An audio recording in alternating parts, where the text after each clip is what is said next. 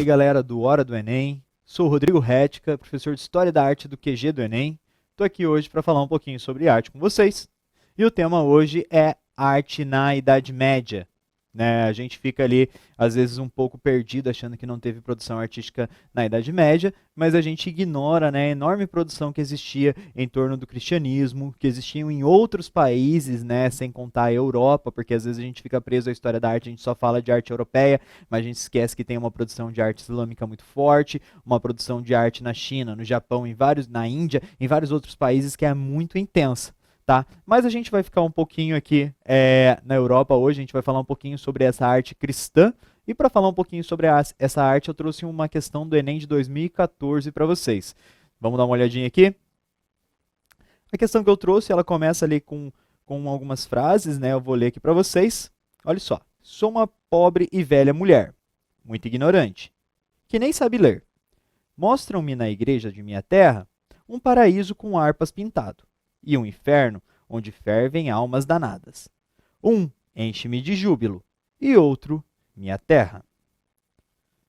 Os versos do poeta francês François Villon fazem referência às imagens presentes nos templos católicos medievais. Neste contexto, as imagens eram usadas com o objetivo de refinar o gosto dos cristãos, incorporar ideais heréticos, educar os fiéis através do olhar, divulgar a genialidade dos artistas católicos, valorizar esteticamente os templos religiosos.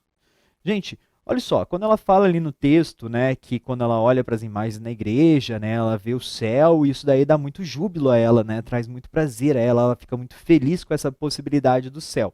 E quando ela vê as imagens do inferno na igreja, isso aterra ela, traz a terra a ela, ela cria consciência dos seus pecados, dos seus atos e o que está esperando ela caso ela seja uma má mulher. O texto ele também destaca esse aspecto muito simples da mulher, pobre e tal, provavelmente uma camponesa. Dentro da Idade Média, você tem uma grande parte da população que está preso dentro dessa classe restrita dessa mulher.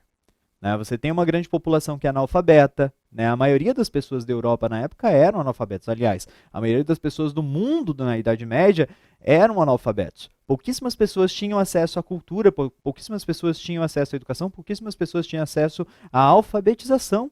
A grande maioria das pessoas não tinha acesso a nada disso. A grande maioria das pessoas, os livros eram um grande mistério. Os livros que eram raros, que geralmente ficavam guardados, que eram afastados da população comum, eles eram um grande mistério. Você tinha que ter ali um trânsito muito grande dentro da sociedade para você conseguir ler, para você conseguir estudar, para você conseguir ser alfabetizado. Neste contexto, a igreja ela começa a montar toda uma estrutura simbólica capaz de doutrinar os fiéis através de imagens. Então, as pinturas dentro de igreja, uma das primeiras funções delas é ensinar para o católico valores, ensinar para o católico questões relacionadas à Bíblia, a Deus, a Jesus. Então você tem no primeiro momento, quando a gente fala de arte na Idade Média, o momento bizantino, onde as figuras elas representavam o poder do rei bizantino, do imperador bizantino lá do Império Romano do Oriente, o imperador sendo representado como uma santidade extremamente autoritária, que observava, vigiava, um Deus que era extremamente vigiante.